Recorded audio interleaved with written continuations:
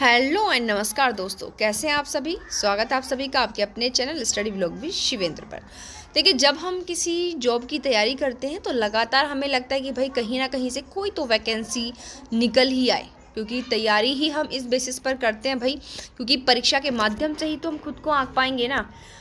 तो आज इस वीडियो में हम आपके लिए ऐसी एक वैकेंसीज़ के बारे में लेकर आए हैं, तो आखिर तक बने रहेगा हमारे साथ। देखिए, जो वैकेंसीज़ हैं ये आपके जो निकली है नेशनल कंपनी लॉ ट्रिब्यूनल की हैं, एनसीएलटी की। और पूरी तरीके से सबसे पहले तो मैं आपको यहाँ पर बता दूँ ये कि ये जो आपकी जॉब है ये कॉन्ट्रैक्चुअल बेस है और इसमें आपका केवल इंटरव्यू ही होगा। और ये जो आपकी जॉब है ये आपकी एंगेजमेंट है ऑफ लॉ रिसर्च एसोसिएट के पद पर वेरियस बेंचेस के अंदर, ठीक है। और यहाँ पर आप इतना तो समझ गए होंगे कि ये कैसे आपका कॉन्ट्रैक्चुअल बेस है, ठीक। बट देखिए, कोई भी चीज़ बुरी नहीं होती, सैलरी पैकेज इसमें अच्छा है और साथ ही साथ एक एक्सपीरियंस तो हमें किसी ना किसी चीज़ से मिलता है। और दूसरी बात, केवल इंटरव्यू बेस है, एक्स्ट्रा कोई भी इसमें जो है आपसे एक्स्ट्रा एक्टिविटी नहीं मांगी प्रिया मेंस वगैरह के लेकर।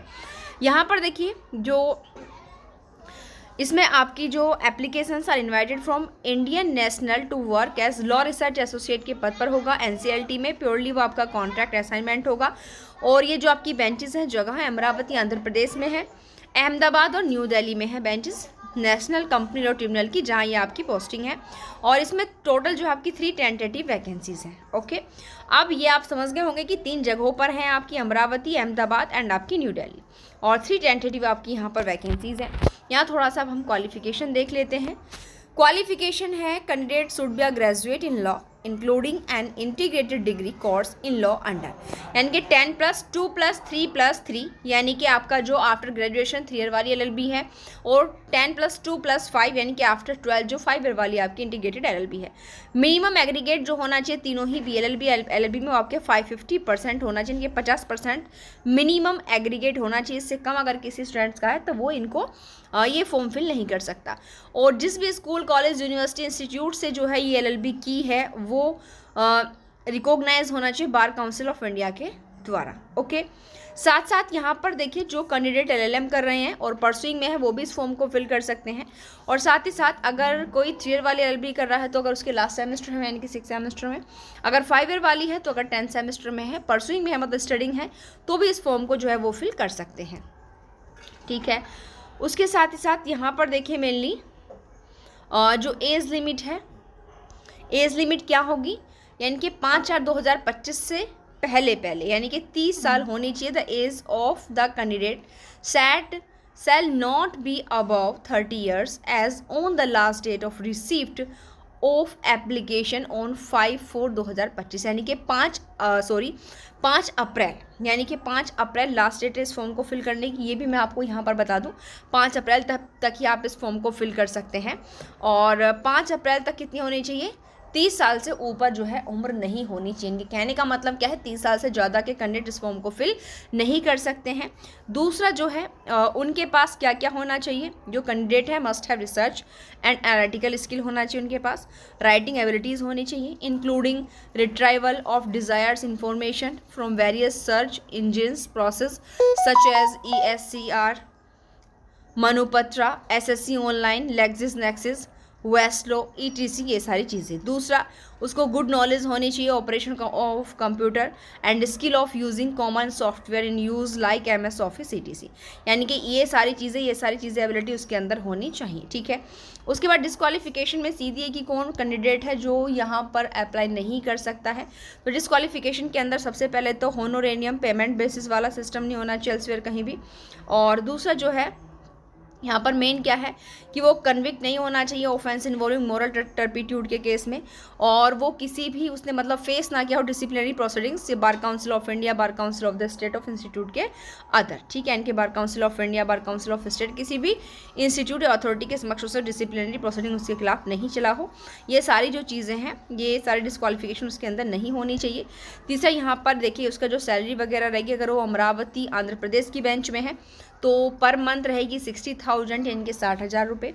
और अगर अहमदाबाद की बेंच में है तो वहाँ पर भी पर मंथ 60,000, और अगर न्यू दिल्ली में है तो 65,000 पर मंथ यहाँ पर जो है रहने वाली है। उसके बाद यहाँ पर देख सकते हैं, और नेक्स्ट उसकी ड्यूटीज़ एंड फंक्शंस, आप यहाँ पर थोड़ा सा ये चीज़ें यहाँ पर एक बार अप्लाई कर सकते हैं, थोड़ा सा देख लीजिए कि उसकी क्या क्या ड्यूटीज़। और वैसे यहाँ पर देखिए, every law research associate is expected to assist the honourable president members in, ये काम जो है उसके होंगे, ये सारे ड्यूटीज़ और उसके फंक्शंस आप यहाँ से रीड आउट कर लीजिएगा।